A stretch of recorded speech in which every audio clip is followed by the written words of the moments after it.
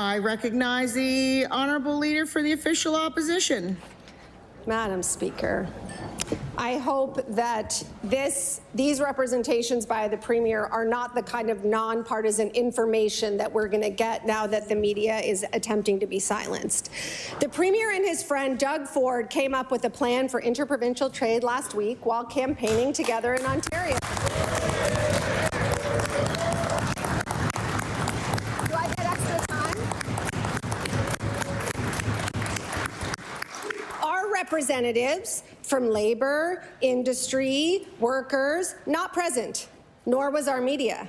Yesterday, President Trump made it clear these tariffs are coming, and it's Nova Scotians who need to know what the plan is to help them weather this storm. So will the Premier finally engage with Nova Scotia? Order. They clapped for 10 seconds. Everybody's been clapping during everybody speaking.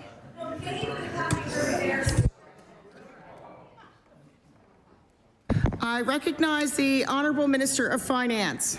So, Madam Speaker, the issue of tariffs, of course, is one that hangs over our whole nation, and I do want to acknowledge the work the Premier has done on that in conjunction with other premiers. And I know the member will be aware that we've put a contingency in our budget, which even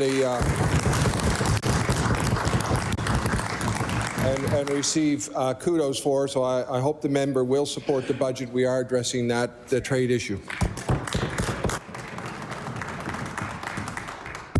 I recognize the Honourable Leader of the Official Opposition. As the Auditor General has told us, Madam Speaker, this government's willing to spend over $1 billion a year over budget. So $200 million, bravo. We don't know what it's for. We'll be happy to engage with that when we have any information.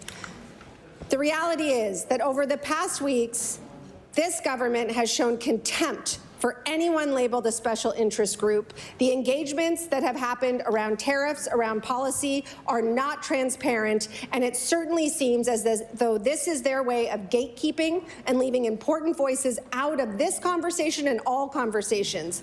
Will the Premier finally come clean with Nova Scotians about who he considers to be special interest groups and who is actually dictating the policies that come forward in this House? I recognize the Honourable Minister for Growth and Development. Madam Speaker. Madam Speaker, the assertion that government's not meeting and doing things behind closed doors is simply wrong, Madam Speaker. The Department of IGA has met with over 125 businesses in the last number of months, Madam Speaker. The Premier and myself had a meeting this morning with some of the members of our business community, Madam Speaker. That is in addition to the meeting that we had a few weeks ago with members of their chambers of commerce, Madam Speaker. We are a government we're listening to the needs of Nova Scotians, and guess what? We're a government of action. Will continue to support the best interests of Nova Scotians.